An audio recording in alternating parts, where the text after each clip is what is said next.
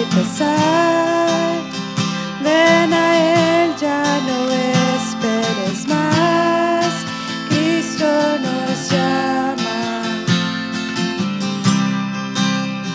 Trae toda tristeza al altar. Nueva vida Jesús te dará. Cristo nos llama. Ven ante su trono, el Padre te recibirá con sangre preciosa. Jesús borró nuestra maldad. Ven ante su trono, el Padre te recibirá con sangre preciosa. Jesús borró nuestra maldad.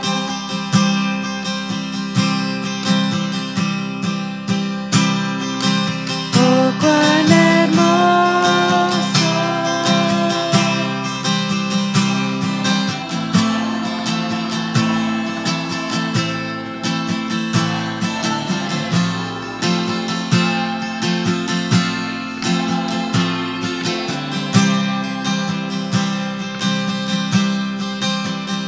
Es más grande, solo es el Señor. Canta aleluya, Cristo vive. Oh, cuán hermoso es nuestro Salvador. Canta aleluya, Cristo vive. Nadie es más grande, solo es el Señor. Canta aleluya, Cristo vive.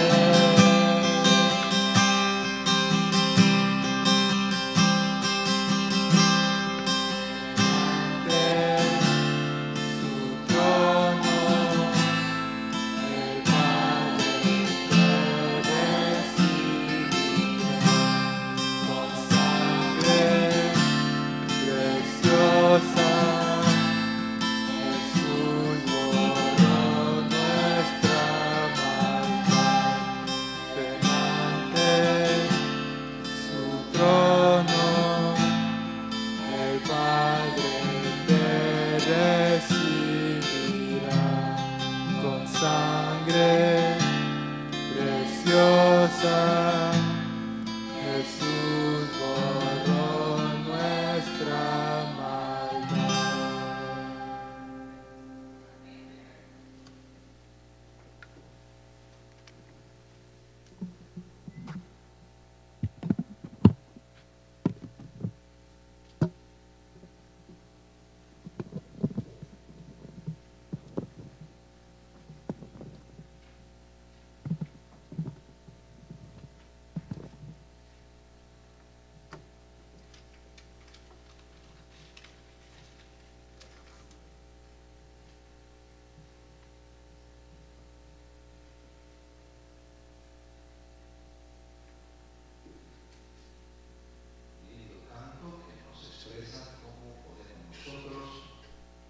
ser recibidos en el trono, en el reino de Dios, y con la sangre preciosa del Cordero. Feliz sábado para todos esta noche. Hoy, como ya el pastor anunciase, el tema es el fin del mundo. Cuando nosotros hablamos del fin del mundo, generalmente echamos un vistazo a las civilizaciones que se han acabado. La civilización egipcia, dejando esas enormes pirámides. mostró un desarrollo enorme. Sin embargo, demuestra también que las obras del ser humano pueden acabarse. Los griegos, el Partenón y otras obras artísticas extraordinarias, allí están como muestras no solamente del ingenio humano, pero como muestras también de la misma debilidad del ser humano. Civilizaciones que han sucumbido, que básicamente ya no hay nada, solo notas en la historia, como el Imperio Babilónico. Tenemos aquí en América nosotros las civilizaciones mayas y la civilización inca. Enorme desarrollo. Cuando estuve visitando en El Salvador las joyas de Serén, que es un lugar donde muestra cómo después de alguna erupción volcánica quedaron los restos de la gente que vivió en aquella época, en aquel lugar. Le llaman como la Pompeya, porque la ciudad de Pompeya, después de la erupción del Vesubio, dejó figuras, los humanos o la gente se quedó allí, las cosas que estaban haciendo, alimentos o jarras, quedaron exactamente como estaban. Y cuando uno va a estas joyas de Serén, uno mira la cultura de esa gente. Tenían hasta una especie de baños saunas. Y mientras miraba eso, y sabiendo que eso fue mucho antes que los años 1500, cuando fue descubierto América, cuando vinieron los europeos, mucho antes que eso, y considerando la gente que vive alrededor y mucha gente que vive en Centroamérica, uno llega a la conclusión que esas personas de hace más de 500, 600 o 700 años en ese lugar vivían mejor que la gente que vive alrededor de esos lugares hoy. ¿No es impresionante? Usted va a México, nunca he ido a esas famosas ruinas que están allí cerca de México, Tenochtitlán, Teotihuacán, no recuerdo el nombre de las ruinas que están cerca, pero he visto en fotografías. Sin embargo, he estado en México, Distrito Federal, y yo le aseguro que en aquellos años de esa gente vivía mejor que muchos que los que viven también en ciertas áreas de la Ciudad de México. Lo mismo ocurre en Guatemala.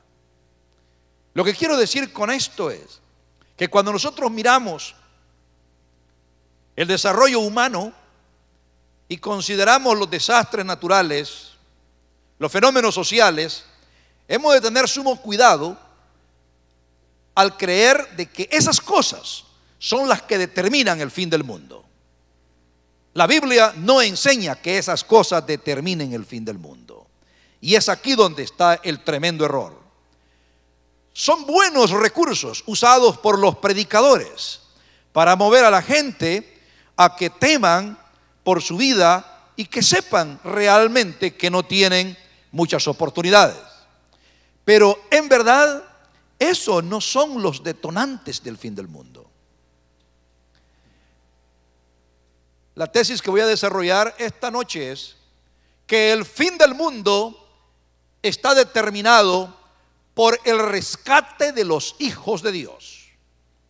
Si hay algo por lo cual la gente podría acusar a los cristianos y a los hijos de Dios, es por la catástrofe que vendrá en la llegada de Cristo al rescatar a sus hijos. Porque realmente va a ser, la causa será que el Rey de Reyes viene a rescatar a sus hijos. El fin del mundo está íntimamente ligado con la llegada del Salvador del mundo, que viene a rescatar a su iglesia, a llevarse a sus hijos. Por lo tanto, esta noche enfatizaremos tres cosas importantes. ¿Qué efecto hay en los hijos de Dios con el retorno de su Salvador. 2. ¿Qué efecto hay en la naturaleza con la presencia de su Creador cerca allí con todo su poder? Y 3. ¿Cuál es el efecto colateral de la presencia del Creador y Redentor allí cerca de la tierra para rescatar a sus hijos? ¿Qué efecto colateral, y repito esto, hay con los impíos, con los que no están listos para irse con Jesús y por los cuales Jesús no viene? Así que hablaremos del efecto de la venida de Jesús en estos 3 aspectos. En primer lugar, hermanos, amigos, el efecto de la venida de Jesús sobre sus propios hijos. Jesús dijo claramente que Él volvería, y todos sabemos los versos de la Biblia. San Juan, aquel que era muy joven, me imagino como uno de estos jovencitos, cuando Jesús ascendió al cielo, más tarde, al recorrer la historia de su vida, todavía vibraban en su mente las palabras de Jesús, que las registró en su Evangelio capítulo 14 versos 1 al 3. No se turbe vuestro corazón, creéis en Dios, creed también en mí. En la casa de mi Padre hay muchas moradas, si así no fuera yo os lo hubiera dicho. Voy pues a preparar lugar para vosotros, y si me fuere y os prepararé lugar, vendré otra vez y os tomaré a mí mismo, para que donde yo estoy, vosotros también estéis. Jesús fue categórico: vendré otra vez, los tomaré conmigo, para que estén siempre conmigo. Y la Biblia dice que Él volverá sin relación con el pecado para salvar a los que le esperan. Hebreos capítulo 9, verso 28. El que padeció una vez por los pecados, volverá otra vez sin relación con el pecado para salvar a los que le esperan. Lo importante de este evento es que aún los ángeles ya saben que va a ocurrir y sabían que iba a ocurrir. Porque cuando Jesús iba ascendiendo al cielo y la gente lo miraba triste porque les dejaba, los ángeles se acercaron a ellos y les dijeron: ¿qué estáis mirando al cielo? Este mismo que es tomado así arriba, así vendrá como le habéis visto ir al cielo. Esos versos registrados en el capítulo 1 del libro de Hechos me dice también a mí que el cielo estaba y está enterado de que Jesús volverá por sus hijos. Esto es muy importante, porque quiere decir que el cielo está enterado que hay humanos que van a integrarse a la familia celestial. Jesús también ha anunciado: traigo a los míos conmigo y aquí estarán con nosotros. Y es aquí donde juega un papel muy importante la obra intercesora de Cristo ahora. No es que Él está convenciendo al Padre para que nos acepte, pero Él nos está introduciendo a la familia celestial, a todos aquellos que nos arrepentimos y venimos a Él y decidimos estar con Él, para que así como hoy decidimos estar con Él, podamos estar con Él también por siempre. Y así como hoy podemos estar con Él aquí, podremos estar con Él por siempre en el reino de los cielos. Por lo tanto, la venida de Cristo impacta a los que le esperan. Los impacta en el sentido de tomarlos para formar parte de la familia celestial. Pero recordemos nosotros, como dice San Pablo en el libro de Corintios, capítulo 15, que la corrupción no puede heredar el reino de los cielos. Por lo tanto, si la corrupción no puede heredar el reino de los cielos, es necesario entonces que el Dios creador y redentor nuestro nos vista de incorrupción. eso de vestir de incorrupción o volver incorruptos a los que somos corruptos o a los que somos corruptibles. En la Biblia se usa un término para ello: glorificación.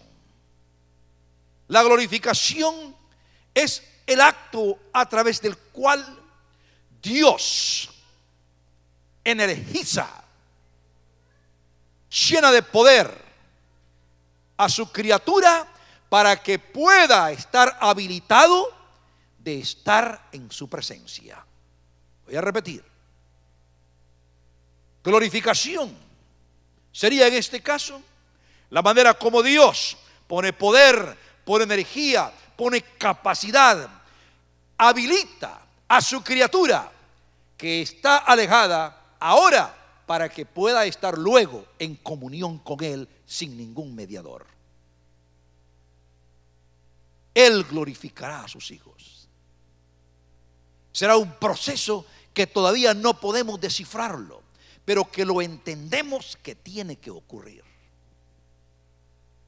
Si con procesos de cambio tan sencillos en nuestra vida cristiana hoy tenemos problemas, ¿cómo podríamos esperar un proceso tan grande y tan significativo? ¿Ha pensado eso usted? Si nos cuesta tanto quebrar un patrón de conducta que hemos adquirido durante algún tiempo, ¿cómo podríamos adaptarnos entonces al cambio enorme que Dios tiene que hacer en nosotros al glorificarnos? No hay duda que los fieles hijos de Dios que serán impactados con el retorno de Cristo, debemos desde ahora ser como un barro frágil en manos del alfarero y dar muestra desde hoy que somos flexibles para ser moldeados por la gracia divina, porque ese mismo Dios que nos toca ahora nos tocará también en el retorno de Cristo, y será un cambio enorme.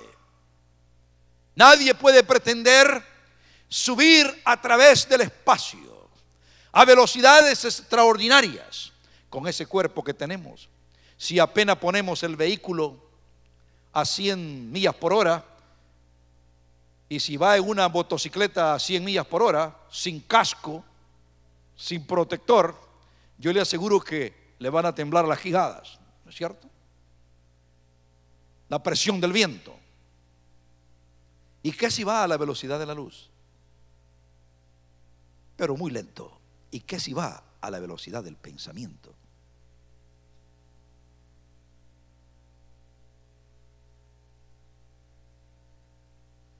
Nos parece imposible, pero para Dios todo es posible. Recuerde usted que el cristianismo es la humanización de la humanidad. Y Cristo, con su enseñanza, con su gracia y poder, quiere retornarnos a nosotros, a la humanidad que Él creó y la que puso en el Edén. Por lo tanto, esa humanidad de la que hablamos nosotros el domingo por la noche, ¿se acuerdan? La humanidad de Adán y Eva es la humanidad que retorna en el acto de la glorificación. Y los hijos de Dios que esperan a su Salvador son levantados gloriosos para encontrarse con su Señor. Sí, la llegada de Jesús impacta a los que le esperan, aquellos que están continuamente cambiando, flexibles a la voluntad de Dios, aquellos que anhelan el retorno de Cristo y saben muy bien que enormes cambios ocurrirán aún en ellos en aquel momento. Aquellos que saben que la llegada de Cristo es por ellos van a ser impactados, tomados por el Señor. Alguien pensará: ¿y qué pasa si yo estoy muerto? La Biblia dice que aquellos muertos van a resucitar, van a ser los primeros en encontrarse con el Señor. Pero no olvidemos, hermanos, que la Biblia enfatiza de que nosotros ahora tenemos un cuerpo mortal, un cuerpo terrenal. Pero así como en Adán, alejado de Dios, nosotros hemos traído este cuerpo terrenal, natural y pecaminoso. Una vez que nosotros estamos ligados con Cristo, traeremos, dice la palabra de Dios, un cuerpo espiritual. Y este ser espiritual es el que hereda el reino de los cielos. Ahora, yo quiero leerle un verso muy lindo en la Escritura. En el libro Primera de Corintios, capítulo 2, habla acerca del ser espiritual. Y dice así, versos 9 y 10. Capítulo 2, versos 9 y 10, Primera de Corintios. Antes, como está escrito, cosas que ojo no vio, ni oreja oyó, ni han subido en corazón de hombre, son las que Dios ha preparado para aquellos que le aman. Pero Dios nos lo reveló a nosotros por el Espíritu, porque el Espíritu todo lo escudriña, aún lo profundo de Dios. No está diciendo el escritor que hemos de esperar hasta aquel día para ver qué hay en el cielo. Dice aquí que la persona espiritual desde ahora recibe la revelación de la voluntad de Dios. Y cosas que antes no había oído ni había visto son las que ve. Hoy no verá, ve hoy, porque le revela el Espíritu. De allí, hermanos, que en este cristianismo que nos humaniza, nosotros podemos ver en nosotros también esos cambios desde ya. Podemos ver esas cosas que antes no se veían. Y cuando no lo vemos, más bien debiéramos de preocuparnos. Entonces, ¿qué me pasa? ¿Será de que estoy adaptado a los patrones de vida que he llevado siempre? ¿Soy el mismo? Y entonces podemos volver al canto. Señor, estoy pensando en ti. Señor, estoy volviendo a ti. Padre, mis bienes los perdí. Porque muchas cosas que nosotros llamamos bienes no son otras cosas que aquello que nos entretiene, nos amarra.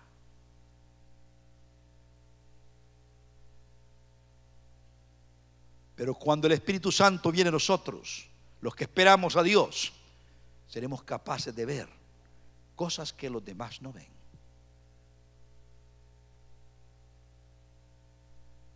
Jesús se refirió a esto también cuando dijo que cuando venga el Hijo del Hombre los defenderá pronto, pero en verdad hallará fe en la tierra.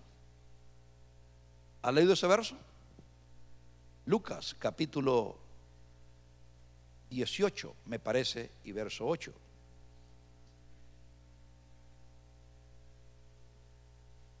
Os digo que los defenderá presto, pero cuando el Hijo del Hombre viniere, ¿hallará fe en la tierra? Es decir, Él viene para defender a sus hijos, Él viene para rescatarlos, pero en verdad ¿hallará fe? ¿Hallará fe en mí? ¿Hallará fe en ti? Es la fe la que nos permite ver esas otras cosas. Hermanos, hemos de corregir algunas costumbres que tenemos referente a la espera o a la expectativa del retorno de Cristo. Si hay un temblor, inmediatamente miramos el desastre. Si hay una guerra, miramos en la guerra el retorno de Cristo. Si hay delincuencia, lo miramos en la delincuencia. ¿Por qué no lo miramos en la iglesia? ¿Por qué no lo miramos en nosotros? ¿Por qué tenemos que ver los fenómenos sociales? ¿Por qué tenemos que estar desviados en la atención por los fenómenos naturales? ¿Acaso no han existido similares fenómenos naturales desde hace muchos siglos? ¿Acaso no han existido similares fenómenos sociales desde hace muchos siglos? La gente dice, miren ustedes la proliferación de la degeneración humana ahora. Sí, pero miremos la cultura romana, la cultura egipcia, todas esas culturas. Es lo mismo. es una repetición. No podemos argumentar que eso nos dice que ya viene Jesús por mí. Mirémonos a nosotros mismos, a la iglesia. La otra cosa, tratemos de no mover los eventos que tienen que ver con un presente hacia el futuro. Y eso lo mencionábamos en una noche. Como si el retorno de Cristo es un negocio de aquellos que vivirán en 25 años de ahora en adelante. No, el retorno de Cristo es el negocio de cada persona, de todos nosotros. Porque con los pensamientos que nos muramos, con esos pensamientos nos levantaremos. Con la esperanza que nos muramos, con esos pensamientos con esa esperanza nos levantaremos. Quiere decir que cada día tenemos que considerar que Cristo viene por mí. Que el fin del mundo puede ocurrir ¿cuándo? Hoy, para mí. Si al salir de este lugar, que rogamos a Dios que siempre gocemos de la protección, pero digamos que viviendo en este mundo loco, de un accidente, alguien perece, el fin del mundo para esa persona ahí estuvo, se acabó. No puede esperar más. ¿Cuándo nosotros nos concentraremos en eso? Cuando nosotros miremos que el fin del mundo no está asociado con los fenómenos naturales, ni con los fenómenos sociales, sino que está asociado ¿con qué? Con los hijos de Dios, conmigo. Él viene por mí, Él viene por mí.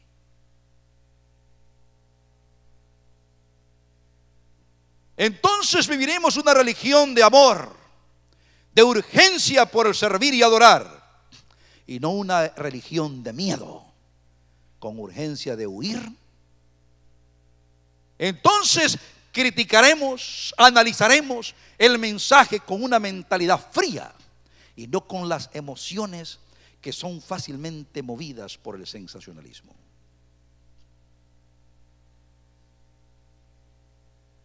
Así que el pueblo de Dios será impactado, será transformado cuando el Señor venga en gloria. A nosotros nos interesa eso. Y hemos dicho varias cosas. Jesús viene por el pueblo de Dios. El pueblo de Dios es el que está determinando el fin del mundo, porque el Señor viene por ese pueblo. 3. El pueblo de Dios o el cristiano va a ser transformado completamente, va a ser glorificado. 4. El cristiano ahora, que es guiado por el Espíritu, puede ver el efecto maravilloso de Dios cuando está cambiando. Ve cosas que antes no veía, siente cosas que antes no sentía, oye cosas que antes no oía y gusta cosas que antes no gustaba. Porque el que espera a Cristo aprende a gustar de la voluntad de Dios.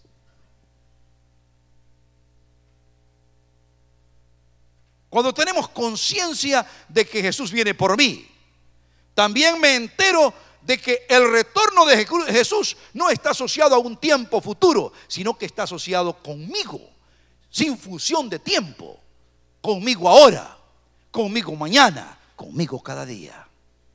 Si yo soy alguien que le espera. Yo quiero agregar 2 cosas más. El retorno de Cristo no está asociado con ninguna institución. Es cierto que nosotros amamos nuestra iglesia y la iglesia como organización tiene muchos componentes que nos ayuda a trabajar para la predicación del evangelio. Pero hermanos, recordemos, Jesús no viene por ninguna institución. Jesús viene por sus hijos, por cada individuo. ¿De acuerdo? No viene por una institución. No nos confundamos. Es más, Jesús ni siquiera viene por una familia. Viene por individuos. La Biblia dice que podría estar Noé y Daniel allí. Pero ellos solamente responderían por su justicia. Cada quien ha de responder por sí mismo.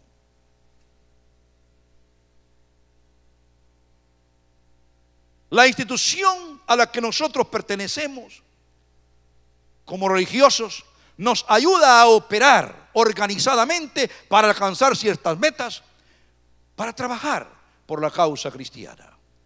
Pero en ninguna manera debiéramos pensar que porque nuestro nombre está registrado en los archivos de la institución, nuestro nombre automáticamente está en el reino de los cielos. Porque este es uno de los errores fatales que podemos cometer. ¿De acuerdo? Judas tenía su nombre en la lista de los apóstoles y estuvo en el grupo de personas que fueron a predicar y ante quienes también los demonios se rendían. Y vino en el grupo que clamó a Jesús. Nos hemos dado cuenta que los demonios se nos sujetan. ¿Y qué dijo Jesús? No os alegréis de eso, mas alegraos que vuestro nombre esté escrito en los libros en el cielo. Y obviamente había uno ahí cuyo nombre no estaba escrito, ¿verdad? Ahí también estaba Judas Iscariote. Por lo tanto, hermanos, nosotros recordemos que es importante pertenecer a la institución, trabajar con la institución que la amamos, pero nunca pensemos que la institución me va a salvar a mí, ¿de acuerdo? Ni siquiera la familia, como antes dije. Había un pastor aquí en el área de Dallas que escribió un libro, no recuerdo el nombre del libro, pero recuerdo el nombre del autor, Paul Little. Y él hablaba en ese libro de esos cristianos que son cristianos por deslizamiento. Y cuando yo estaba leyendo el libro, me imaginaba la gente jugando en esos toboganes, en esos deslizaderos que allá ponen a la persona, se viene deslizando y viene a caer ahí. ¿Quiénes son los cristianos por deslizamiento? Él decía que los cristianos por deslizamiento son aquellos que creen que porque son hijos del pastor, que son hijos del anciano, que el abuelo fue un buen cristiano, que la abuela era una diaconisa que servía en la iglesia, ellos automáticamente están en el reino de los cielos. Hay algunos que hasta dicen, si ahí está mi viejecita orando por mí de todas maneras, ¿no es cierto? La cosa no es así, hermanos. La salvación es individual. Así que ni aún la familia se da cuenta. Él viene por ti, Él viene por mí. Ahora, hermanos, recordemos que la venida de Jesús es objetivamente, es enfáticamente para llevarse a su pueblo. No es que Jesús viene como un justiciero para matar gente, como algunos lo creen. No. Pero la venida de Él, y ya voy a dedicar tiempo a esto, la venida de Él también afecta los fenómenos naturales. Cuando Él venga habrá fenómenos naturales. Y la Biblia dice que caerán las estrellas, el sol se oscurecerá, la luna no dará su lumbre. Ahora, tengamos cuidado. El sermón del monte registrado en Mateo 24 no necesariamente está diciendo que cada vez que hay una lluvia de meteoritos, vamos a decir el siguiente año viene Jesús. Hay lluvia de meteoritos cada siglo, varias, y en diferentes lugares, o ha habido.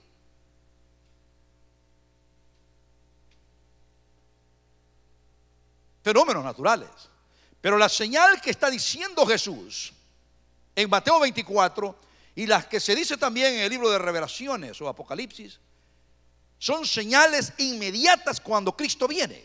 En otras palabras, no son fenómenos naturales que están ocurriendo, sino que son reacciones de la naturaleza ante la presencia de su Creador, que está allí para rescatar a sus hijos, que está allí a las puertas, que ya está allí presente.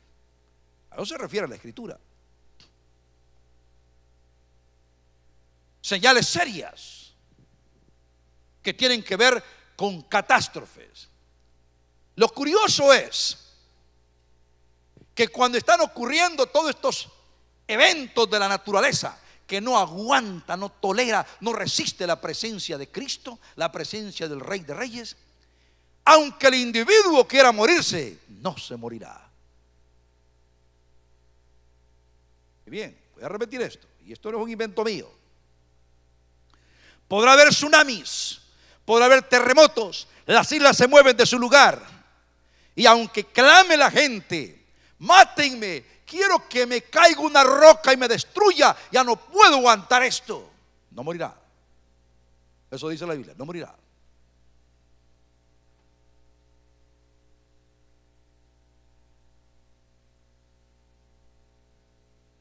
Porque la persona tendrá que ver a Jesús venir en gloria.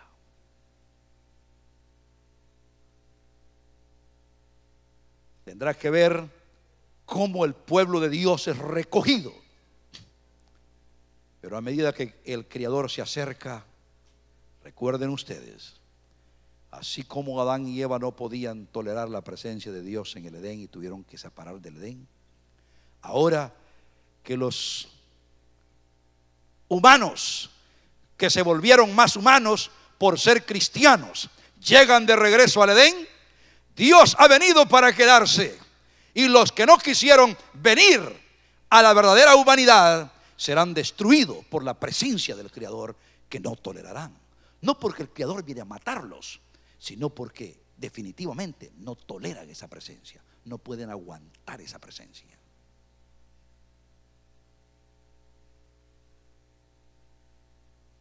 Eso dice la Escritura. Yo quiero leerle este versículo que está en el libro de Apocalipsis, capítulo 6. Note usted que el sermón de esta noche va en estos tres aspectos que se relacionan con la venida de Cristo Jesús: el pueblo de Dios, los fenómenos de la naturaleza y los impíos, o los que rechazan a Cristo. Dice la palabra de Dios, capítulo 6 del libro de Apocalipsis, versos 13 al 17. Y las estrellas del cielo cayeron sobre la tierra como la higuera echa sus higos cuando es movida de gran viento. Y el cielo se apartó como un libro que es envuelto, y todo monte y las islas fueron movidas de sus lugares. Y los reyes de la tierra, y los príncipes, y los ricos, y los capitanes, y los fuertes, y todo siervo, y todo libre, se escondieron en las cuevas y entre las peñas de los montes. Y decían a los montes y a las peñas: caed sobre nosotros y escondednos de la cara de aquel que está sentado sobre el trono y de la ira del Cordero. Porque el gran día de su ira es venido, ¿y quién podrá estar firme?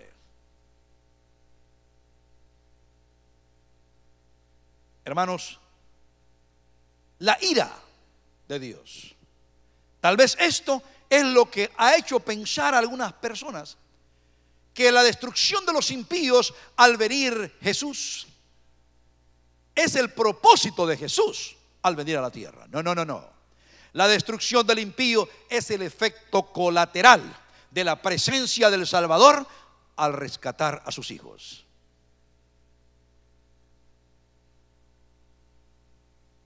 Imagínese usted que Sergio, el hermano Sergio, va a recibir una dote enorme de radioactividad, un poder radioactivo terrible. Y solo aquellos que tengan una coraza especial podrían acercarse a él. Y se ha dicho que él viene aquí mañana. Pero se hacen presente los que tienen la coraza y los que no tienen la coraza. Se ha hecho toda la advertencia o toda la oportunidad para que todo el mundo consiga la coraza para soportar, aguantar la radiactividad. Pero algunos vienen: no, a mí no me importa eso. No quiero eso, me molesta. Ese traje me molesta. Me incomoda. No lo quiero. Bueno, llegó el día. Sin embargo, quieren estar aquí. Y se aparece el amigo Sergio lleno de poder, de radiactividad y una energía terrible. ¿Qué pasará con aquellos que no tienen la coraza? morirán. ¿Vino él a matarlos? No. No vino a matarlos. Él vino a reunirse y a congregarse con aquellos que estaban preparados para recibirle. Cristo viene. Pero el término ira es lo que tal vez nos confunde, ¿verdad? La ira del Cordero, la ira de Dios.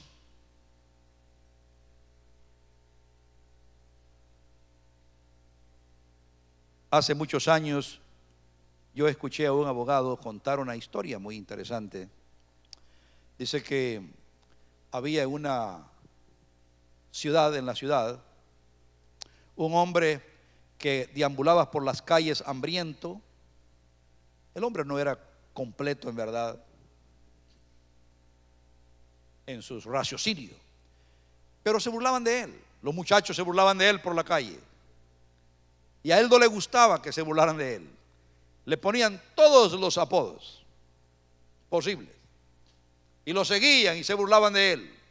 Un día él quiso espantar a los muchachos.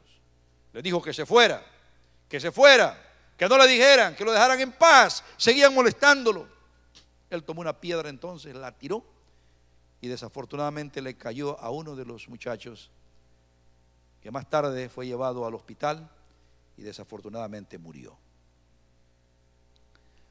No le costó a la policía encontrar al culpable. Lo llevaron a juicio. No tenía un abogado defensor pagado por él, porque ¿quién lo iba a pagar? Le pusieron uno de oficio, de esos que aquí le llaman pro bono, ¿verdad? Tienen que ser el servicio gratis. Así que el abogado habló con él y le dijo que le pidió la información de qué es lo que había pasado, que le contara su versión. Él le comentó todo, hizo las averiguaciones, todo el mundo le dijo lo que había pasado. Muy bien. No había mucho que preparar. Llegó la hora del juicio y ahí estaba el juez leyendo el periódico. Él, cuando comienza el juicio, leyeron todo lo general, los datos generales, que le llaman las minutas del delito. Estaba el fiscal, el que supuestamente defiende a la sociedad para meter a la cárcel a todos esos criminales. Y por supuesto que estaba el defensor allí.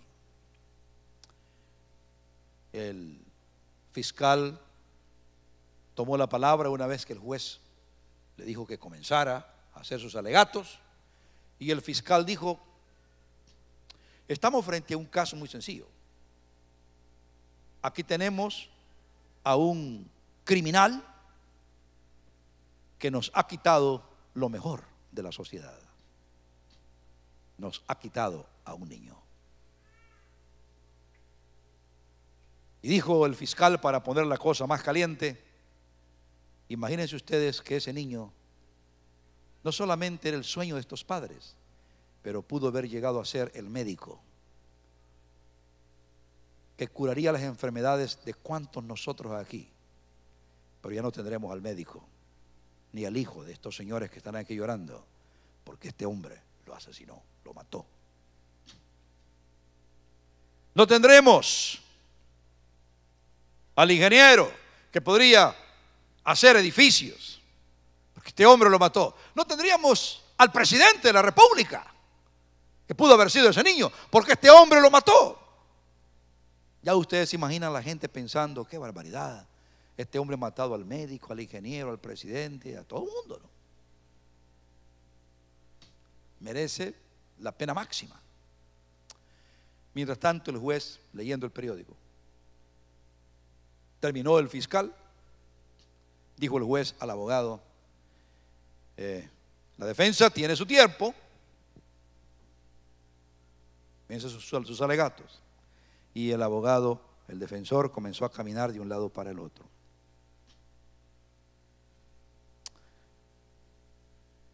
El juez le dijo: abogado, tiene su tiempo. Y el abogado respondió: gracias, su señoría, y siguió caminando.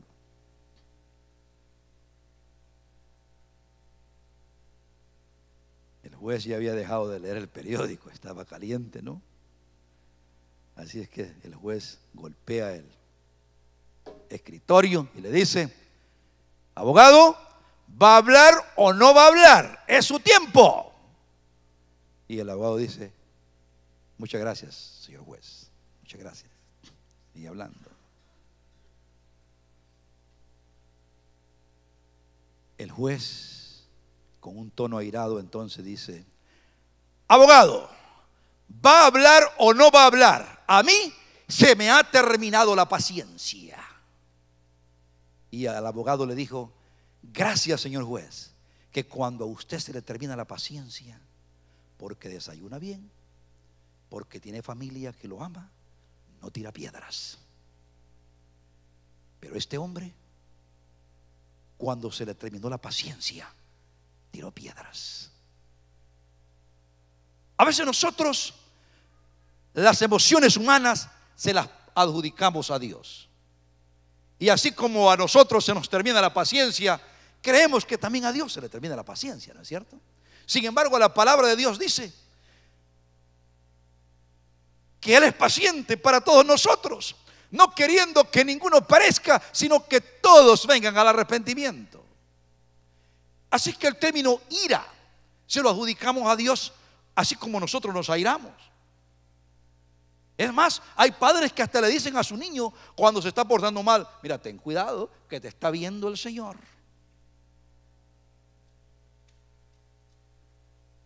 Cuando ya están fracasados y no saben qué hacer, dicen: ahora que le dé el latigazo al Señor, yo no se lo doy. Que Dios sea el que lo castigue, no yo. Hermanos, ¿qué es la ira de Dios? ¿En verdad Dios se aira? ¿Se enoja? Hace unos años yo hice un estudio sobre las expresiones faciales en relación con las emociones. Leí bastante acerca de eso, sobre todo a Paul Eck. Y me llamó la atención acerca de esas emociones básicas: el disgusto, la ira. Y hermanos, cómo uno frunce el ceño, cómo uno mueve los músculos de la cara para demostrar esas emociones. Y mientras leía, yo pensaba: bueno, si Dios tiene estas emociones, ¿cómo las muestra? Si Él es espíritu. A veces la enseñanza cristiana que traemos de que Dios hizo al hombre a su imagen, una concepción un poco ligera, superficial de lo que es ser hecho a imagen de Dios, nos lleva a pensar que, más bien dicho, no es que nosotros nos parecemos a Dios, sino que Dios se parece a nosotros.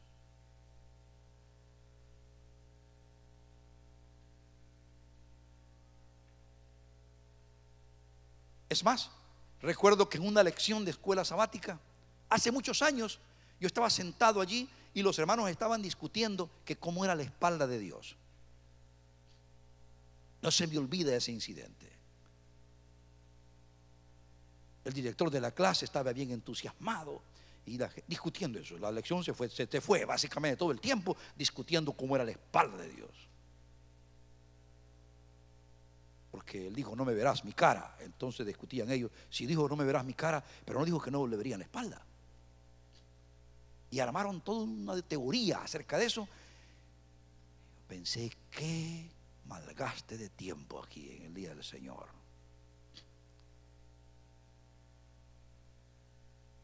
Hermanos, no debemos adjudicarle a Dios cosas que nosotros experimentamos. Nosotros somos carne, Él es espíritu.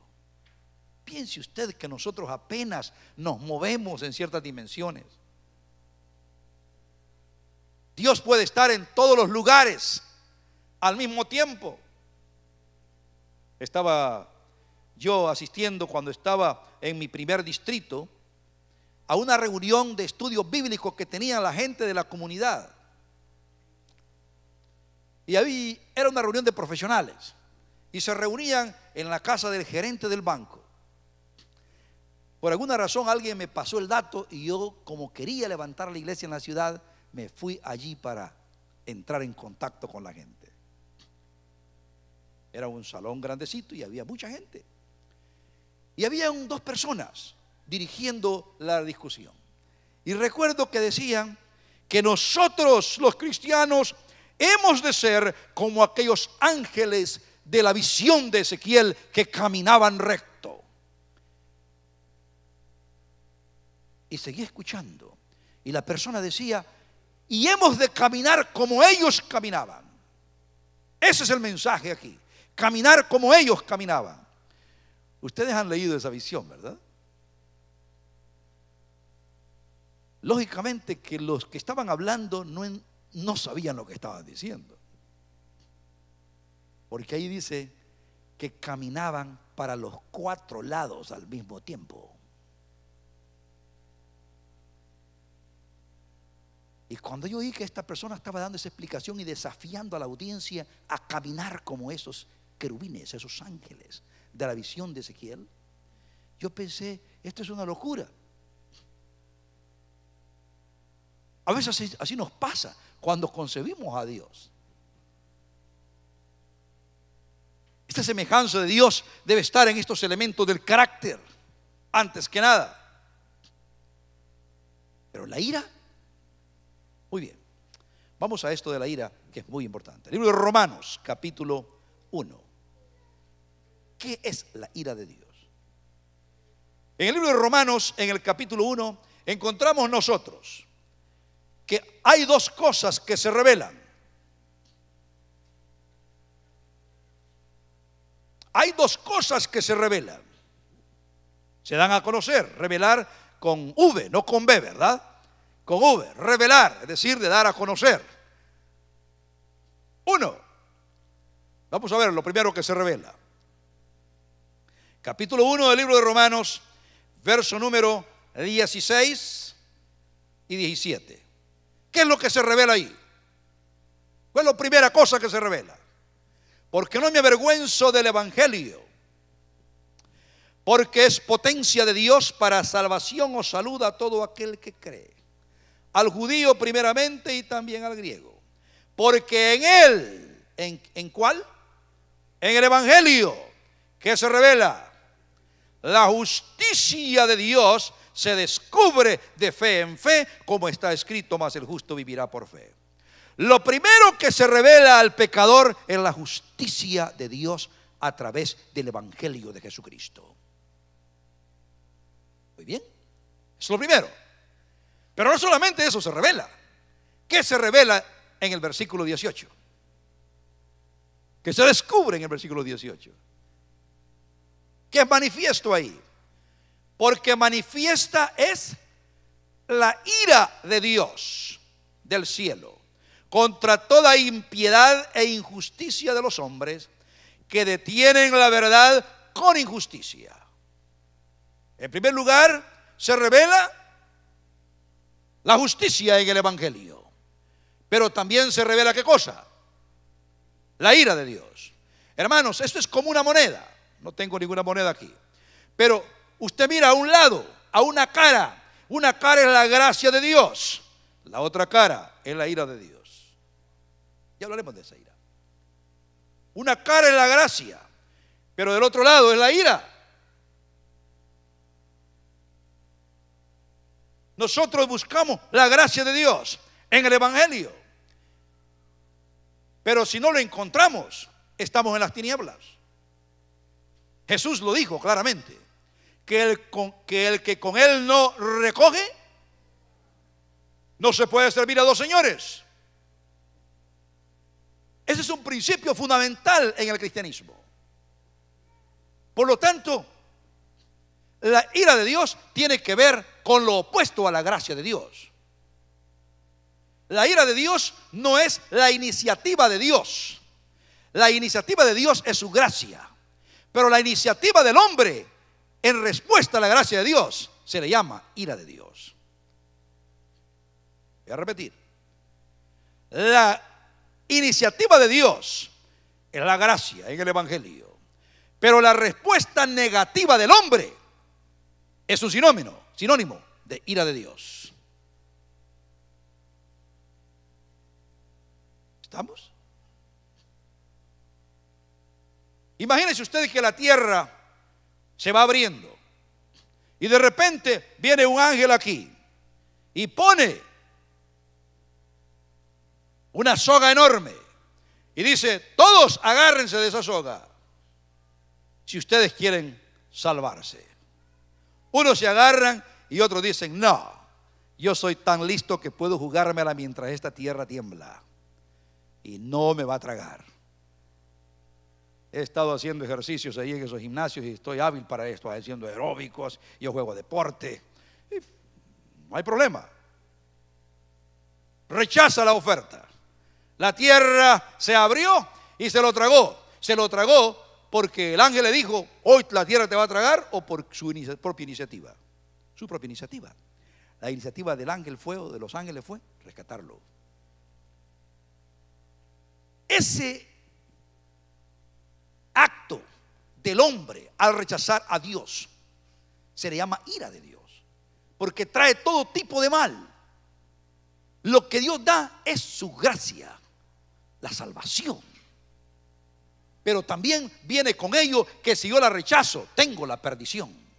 Dios no me da la perdición, yo soy el que prefiero la perdición, porque la perdición es el otro lado de esa moneda. Dios nos invita a que prefiramos el lado de la gracia. Y miren lo que dice aquí el apóstol Pablo. ¿Qué pasa con aquellos que prefieren el lado de la perdición? Verso número 24 del capítulo 1. Está hablando de la ira de Dios. Verso 23 y 24. Trocaron la gloria del Dios incorruptible en semejanza de imagen de hombre corruptible y de aves y de animales de 4 pies y de serpientes. Por lo cual también Dios los entregó a inmundicia en las concupiscencias de sus corazones, de suerte que contaminaron sus cuerpos entre sí mismos. ¿Quién los entregó a la inmundicia, dice la Biblia? Dios. ¿Podría Dios entregarlos a la inmundicia? Es una manera de decir que dándole Dios el mensaje de salvación, ellos al rechazarlo automáticamente caían en este desastre. Verso número 26 o 25 y 26. Los cuales mudaron la verdad de Dios en mentira, honrando y sirviendo a las criaturas antes que al Creador, el cual es bendito por los siglos. Amén. Por esto Dios los entregó ¿a qué cosa? A pasiones vergonzosas o a efectos vergonzosos. Y habla aquí justamente de un problema que tiene la sociedad ahora, ¿no es cierto? Pues aún sus mujeres mudaron el natural uso, en el uso que es contra naturaleza. Y del mismo modo también los hombres, dejando el uso natural de las mujeres, se encendieron en sus concupiscencias los unos con los otros, cometiendo cosas nefandas, hombres con hombres, y recibiendo en sí mismos la recompensa que convino a su extravío. Lo que está diciendo es, no que Dios genera este tipo de concupiscencias, sino que Dios provee la gracia, pero al rechazar la gracia de Dios, Dios los deja que cosechen el curso de sus propias acciones. ¿Estamos? No es que Dios los convierte en, no. La ira de Dios, por lo tanto, no es la iniciativa de Dios. La ira de Dios es el efecto del rechazo a la gracia divina. Esa es la ira de Dios. El efecto del rechazo a la gracia divina. Si yo rechazo la gracia divina, entonces caigo en lo que se llama ira de Dios. No es la expresión del enojo de Dios. No, no, no, no. Es una expresión nada más, que sirve para denotar, definir ese efecto del rechazo a la gracia divina. Hermanos, es por esto que cuando viene el Señor Jesús en gloria, el impío no puede tolerar la presencia de Dios y prefiere que lo escondan de la ira, no que lo escondan de un Dios que está airado. Lo esconderlo de la ira es del desastre en que se ha metido por no haber rechazado la gracia de Dios. ¿De acuerdo? No aguanta, no puede aguantar esto. Hoy es el tiempo para todos nosotros de buscar a Dios.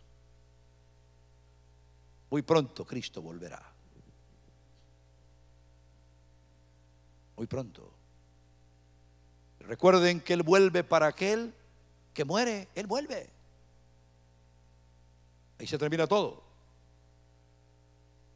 Y ahora, hermanos, yo quiero terminar con ese capítulo maravilloso del retorno de Cristo, que todo ojo lo verá. Audible, visible, el retorno de Cristo Jesús. Y recuerdo que con mis hijos comentábamos en casa, ¿cómo es que todo ojo lo verá? ¿Habrá una pantalla gigante? ¿Cómo es que todo ojo lo verá? Si la tierra es redondeada, ¿cómo es que todo ojo lo verá?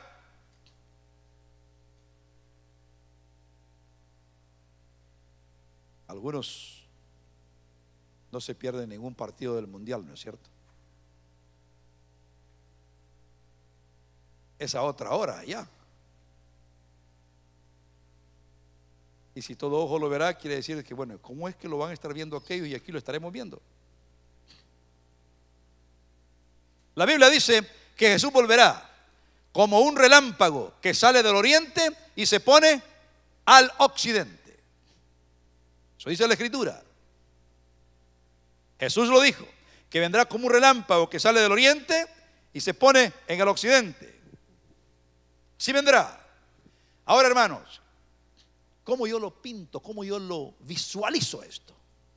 La tierra no da vuelta hacia el oeste, ¿verdad que no? La tierra da vuelta a la inversa, da vuelta de esta forma. La tierra gira inversamente a lo que vemos al sol salir, ¿no es cierto? El sol sale en el oriente, la tierra gira hacia el oriente. El sol va hacia el oeste, la tierra gira hacia el este. Por lo tanto, cuando el Señor viene en gloria, Él viene recogiendo a sus hijos, acercándose a la tierra. Y la tierra, yo tengo la impresión que no tolera ese poder, esa energía. Se comienza a tambalear, por eso se mueven las islas de su lugar. El Todopoderoso está cerca y se va acercando y la tierra da vuelta más rápido, más rápido, más rápido, porque se acerca un poder superior a ella. Y esto genera cataclismos, porque todo ojo está viendo a aquel que está viniendo en las nubes. No viene para quedarse en las nubes. Déjame ver, estos hermanos de la iglesia de Elif estaban haciendo bien. Vamos a ver, ¿qué dicen ustedes? ¿Lo salvamos o no lo salvamos? No viene a eso.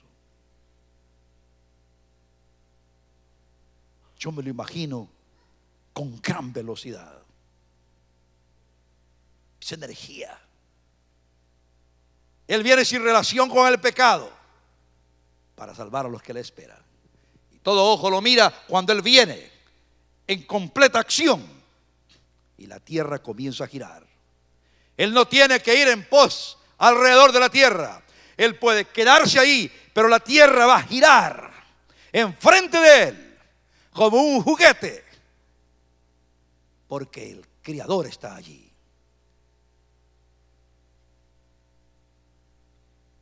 Todo eso genera todo tipo de cataclismos. El sol se oculta, porque alguien más poderoso que el sol está cerca de nuestro planeta. El sol se oculta. La luna no da su luz. ¿De dónde la va a dar? La luna es el satélite de la Tierra. Si la Tierra se mueve a gran velocidad, hay desastre también en la luna.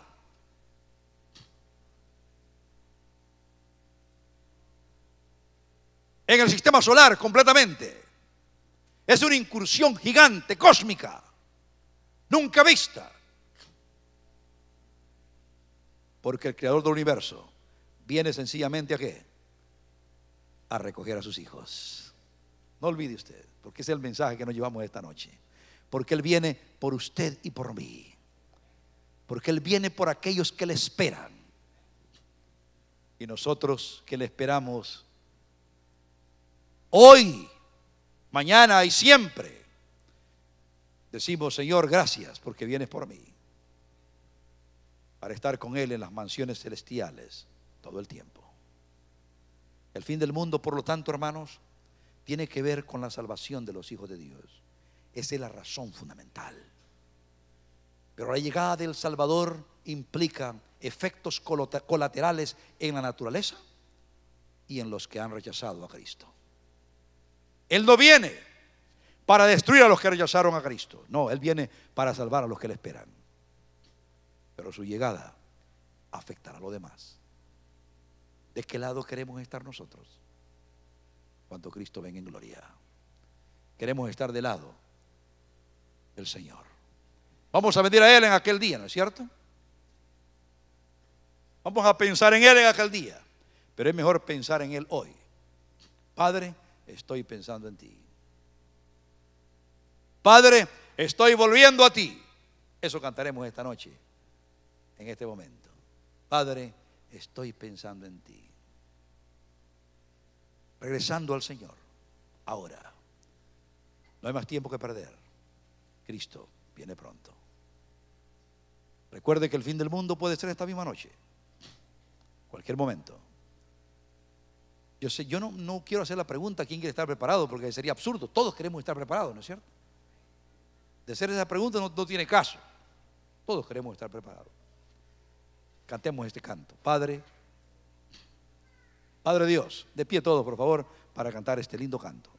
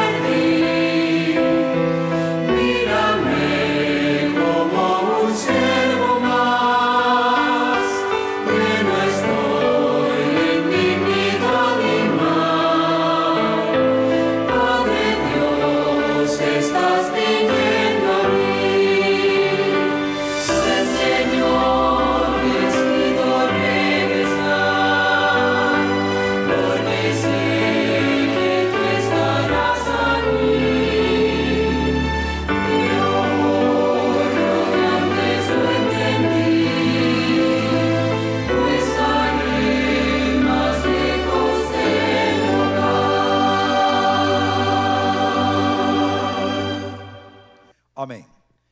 En esta noche vamos a dedicarnos al Señor y decirle: Señor, queremos estar preparados cuando tú vengas en gloria. Queremos estar listos para estar contigo. Y como lo he hecho cada noche, he pedido a una persona de la congregación que nos lleven a esa oración. Vi a una dama este día que la he escuchado cantar en algunas otras ocasiones. Pues no la vi durante la semana cantar aquí, o no la vi venir, pero está aquí ella ahora. Y yo le voy a pedir que venga aquí al frente para que ella sea lo que nos represente a todos en esta oración. Karen, ¿verdad? ¿Sí? Karen, dígale al Señor, en nombre de todos esta noche, que nosotros queremos estar listos para su retorno. Yes, you can do it in English. Everybody can speak English here. Understand English. Y que Él de seguro nos encontrará esperándoles, deseoso que nos lleve con Él al reino de los cielos. Que nosotros no queremos rechazarle definitivamente. Queremos cada día aceptarlo, que nos moldee. Así que you can pray in English. Doesn't matter. Inclinemos el rostro. Dear Heavenly Father, Lord, first and foremost, we thank you because you've allowed us to come to your house and be in your presence the first hours of the Sabbath day. Lord, in this moment, we ask that you be with us, that the desire of our heart is to be near you, that within each and every day, with the things that we do, we are accepting you, we're accepting your presence, we're accepting your salvation. Lord, we're not perfect and we do things that may push you away, but deep down inside, our desire is to be near you. We await your second coming. We long to see you. We long for this pain and the death to be over. Be with us in every moment. May we seek you every day. May you be the first thing we think about when we wake up. And that it be you that we talk to. Lord, we ask these things in Jesus' name. Amen. We appreciate that. Hermanos, Dios nos bendiga. Pastor va a dar las últimas palabras. Pueden tomar asiento. Y temprano mañana en la mañana, el tema de mañana es las expectativas de Dios para sus hijos.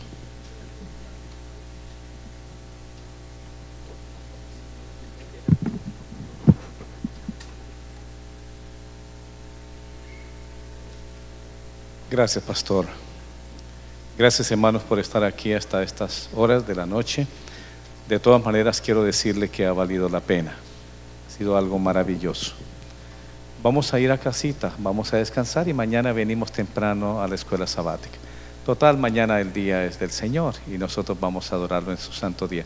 Por favor, nadie se vaya sin dar 1 o 5 abrazos a alguien que realmente lo necesite, y nos sentamos, ¿verdad?, como familia, deseándonos un feliz santo sábado. Que el Señor les bendiga y muy buenas noches. Gracias por haber venido.